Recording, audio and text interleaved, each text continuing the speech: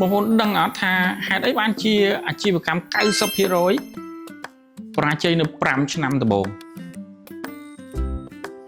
แมนเนี่ยต่างหมดใช้ลวดดิคนใต้ปัญหาในท้องท้าผู้กวาดคือออสกอร์หลังปีตลอดระยะเพียบระเวียง risk ให้หนึ่ง return มีในท่าออตอนสกอร์ฉบับหลังปีตลอดระยะเพียบในฮันนี่เพย์สุดท้ายมาพบกันนี้สุดสวัสดิ์กุมมาการชนะยมบ้าพงศรนอันนี้ยืนหนึ่งมาจะเจอที่นี้อมปีอันกำบังในอาชีพการเริงหมอนได้อยากกรุบกรองสถาบันอะไรเท่าลมดับปิดพบโลกปราบคนใต้มันจะอาชีพกรรมมาจำนวนท้องเมื่อรุ่มเรืองในขนมอพิโซดที่ปีนี้ยืนหนึ่งจะเจอที่นี้อมปี risk หนึ่ง return trade off ในขนมสมัยโดยได้ปัจจุบันที่สากระปงแต่ปลายปลัวเลื่อนหรือห้าการได้ยืดเป๊กคือเชื่อหาในภัยใต้เบอร์การรถเลื่อนเป๊กเดอะอัดมินฟรังคือเชื่อมฮันไตรในขนมเมรินนี่ยืนหนึ่งไอตัวเลือสแตนดาร์ดสกอล ISO ใบมือมาป้อนหนึ่งModern Portfolio Series របស់លោក Harry Markowitz ដែលយើងនឹងទៅរកឲ្យឃើញនៅចំណុចកណ្ដាលមួយដែលត្រឹមត្រូវដើម្បីឲ្យអាជីវកម្មដំណើរការទៅមុខដោយលឿនរហ័សប៉ុន្តែសុវត្ថិភាពខ្ពស់នៅក្នុងមេរៀននេះទាំងមូលខ្ញុំនឹងឆ្លើយនៅសំណួរ8ជូនបងប្អូនដែលធ្វើឲ្យបងប្អូននឹងយល់ច្បាស់អំពីស្អីទៅ risk return trade off ទី1គឺសំណួរពាក់ព័ន្ធជាមួយនឹងទំនាក់ទំនងរវាង risk ហើយនិង return សំណួរសួរថាតើរវាងការចំណេញតិចដេកលក់ស្រួលហើយនិងចំណេញច្រើនប៉ុន្តែភ័យខ្លាចតើមួយណាជាជំរឿសពិតប្រាកដរបស់បងប្អូនតាមទ្រឹស្ដី MPT ហានិភ័យនិងផលចំណេញដើរទន្ទឹមគ្នាដោយស្រមោលអន្ទួលតាមប្រាណក្នុងវិស័យហិរញ្ញវត្ថុការបញ្ចេញកម្ចីគ្មានទ្រព្យធានា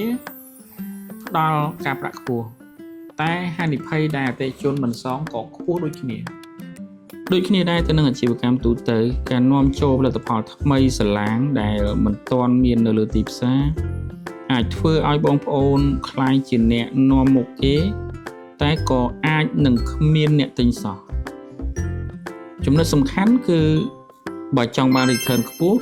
បងប្អូនត្រូវបង់ថ្លៃដោយការទទួលហានិភ័យ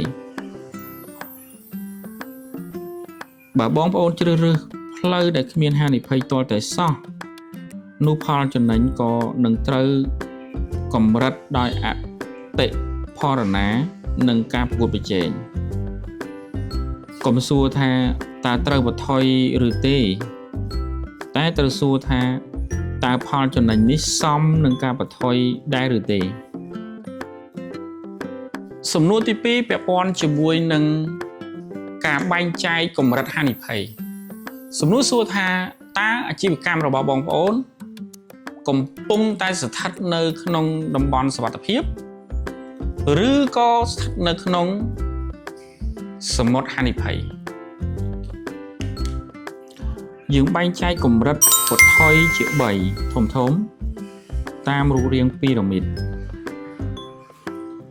បាតក្រោមគឺជាតំបន់សុវត្ថិភាព low risk ដូចជាការដាក់ប្រាក់បញ្ញើនៅធនាគារបងប្អូនអាចដេកលក់ស្រួលប៉ុន្តែលុយកើនយឺតកម្រិតកណ្ដាល medium risk ដូចជាការវិនិយោគលើ franchise ល្បីៗឬក៏ឥណទានមានទ្រព្យបញ្ចាំច្បាស់លាស់និងកម្ពូលលើគេបំផុតគឺជា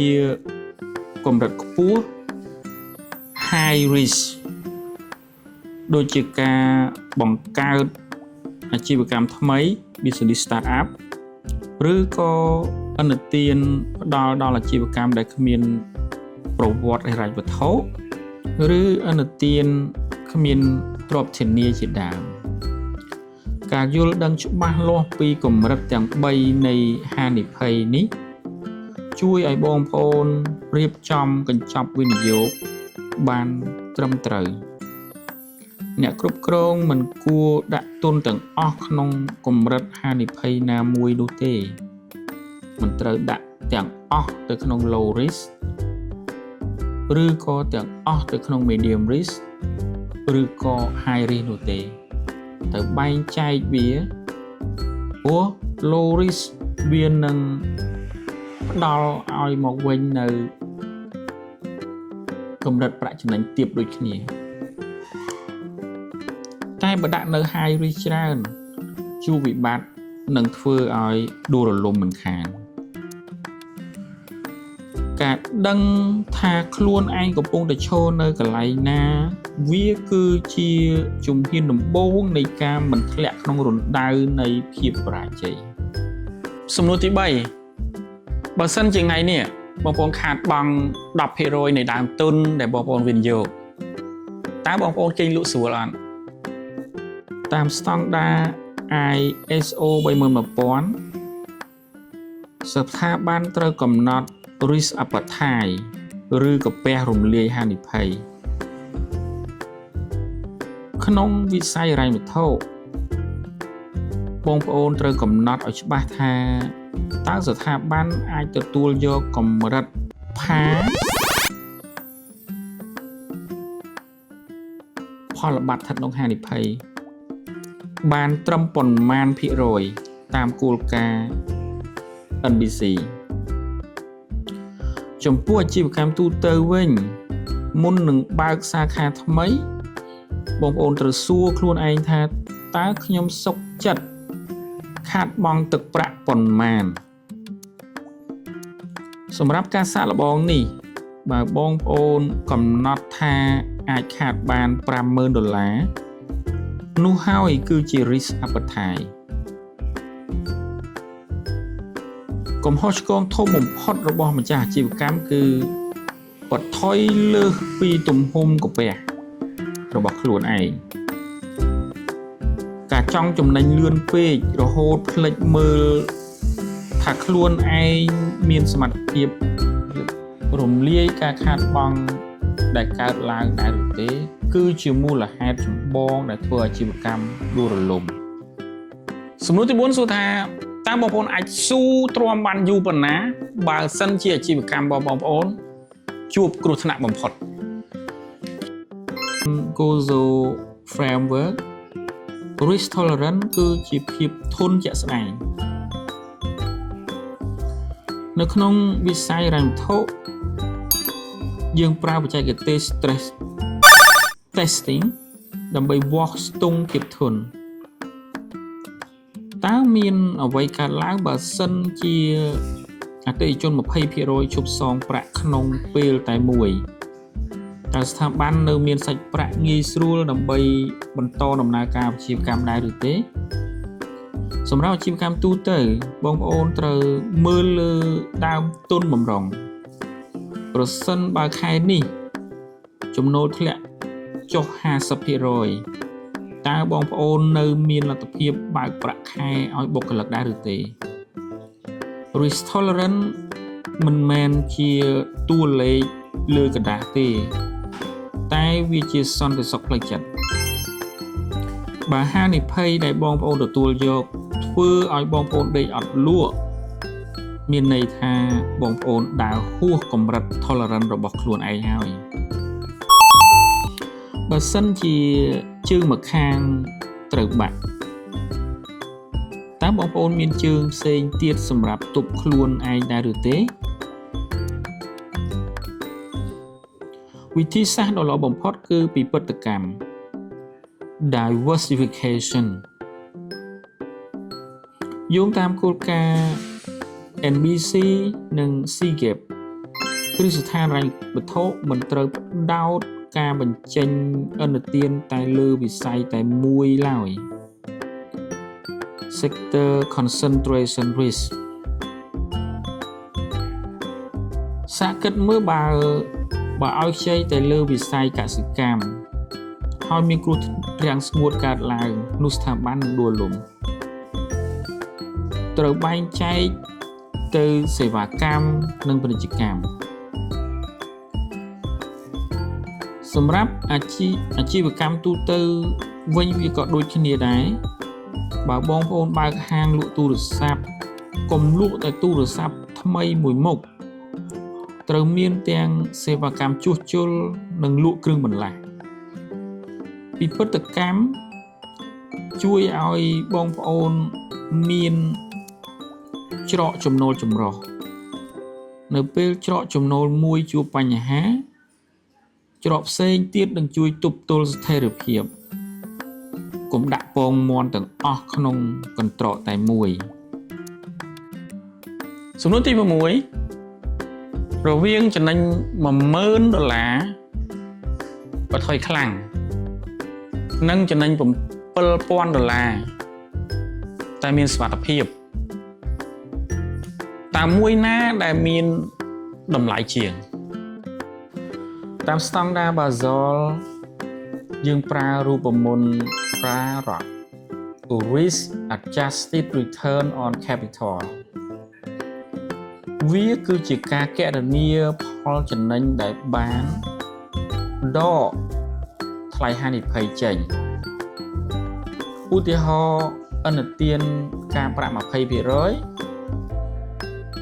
តែមានកម្រិតអត្រាមិនសងខ្ពស់អាចនឹងផ្ដល់ផលចំណេញតិចជាងឥណទានដែលមានអត្រាការប្រាក់ 15%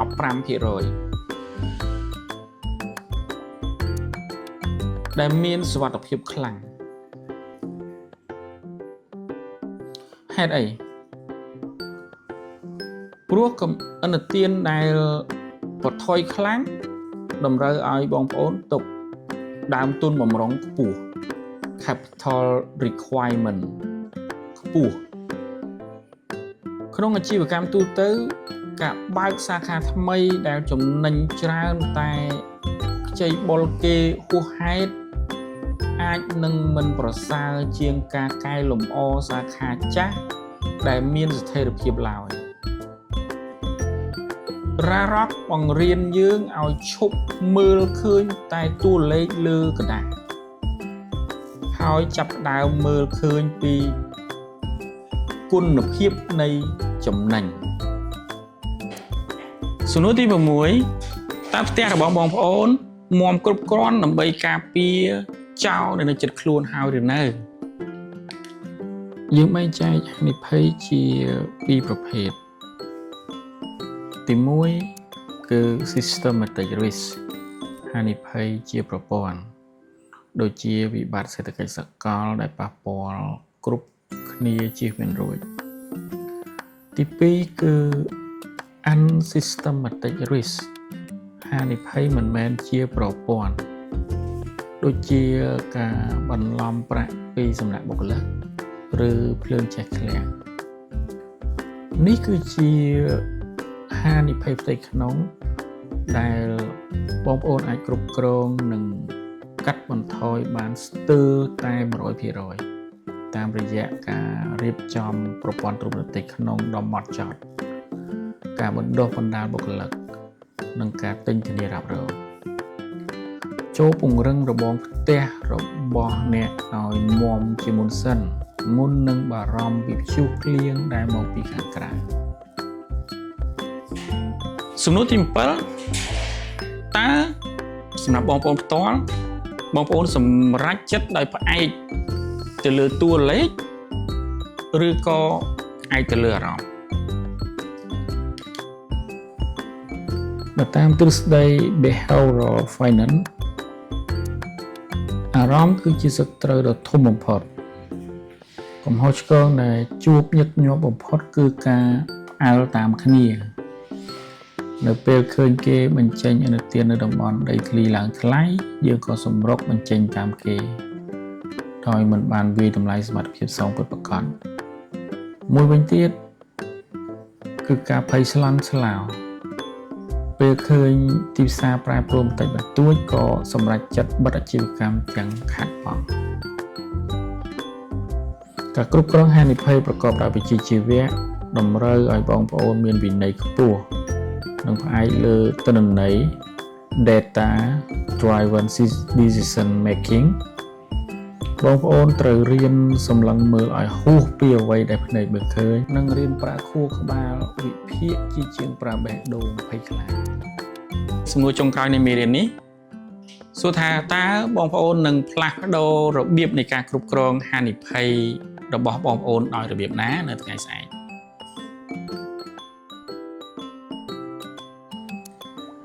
យើងបានដើរមកដល់ទីបញ្ចប់នៃមេរៀនទី2ហើយយើងបានរៀនពីតុល្យភាពរវាង risk and return តាមស្តង់ដារ ISO Basel និង NBC គន្លឹះសំខាន់គឺការស្វែងរកតុល្យភាពយើងត្រូវស្គាល់កាពះខ្លួនឯងស្គាល់ភាពធន់ខ្លួនឯងនិងចេះចែកចាយហានិភ័យនៅក្នុងមេរៀនបន្ទាប់យើងនឹងចូលទៅដល់បេះដូងនៃអាជីវកម្មលក់ជឿនោះគឺ Great Risk Management យើងនឹងរៀនអំពីរបៀបនៃការវិតម្លៃអតិថិជនតាមស្តង់ដារដើម្បីកុំឲ្យជាប់បំណុលវ៉ាន់កចុច Subscribe និងសញ្ញាកណ្ដឹងនៅខាងក្រោមដើម្បីទទួលបានមេរៀនថ្មីៗបន្តទៀតសូមអរគុណជួបគ្នានៅអេពីសូតបន្ទាប់សូមជម្រាបលា